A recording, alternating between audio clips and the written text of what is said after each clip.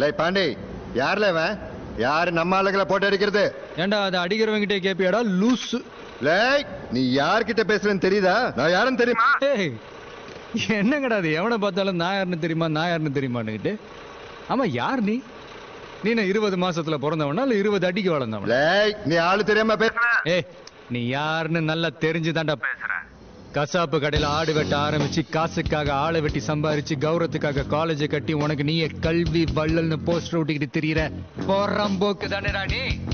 நீ யாருன்னு கேட்டதுக்கு நான் மொத்த ஜாதகத்தையே சொல்லிட்டேன். இப்ப நான் யாருன்னு கேக்குறேன், என் பேரை மட்டுமா சொல்ற பார்க்கலாம். தெரியாதுல்ல?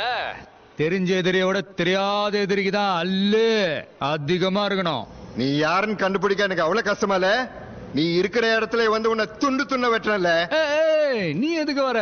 நீ வந்தனா 5-6 காரு 50-60 அடி ஆளுங்க, ஆளுக்கு ஒரு குவார்டர், திங்கிறது தங்கிறது பெட்ரோல் டீசல் எக்கச்சக்க செலவு. உனக்கு எதுக்கு வீண் சிரமம்? நான் வரேன் தனியா.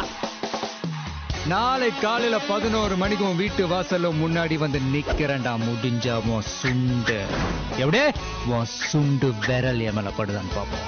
600 கிலோமீட்டருக்கு அந்த பக்கம் இருக்கிற தைரியத்துல பேசுறியா? வாய் இருக்குன்னு வார்த்தையை விடாத. வார்த்தையை விடுறனா?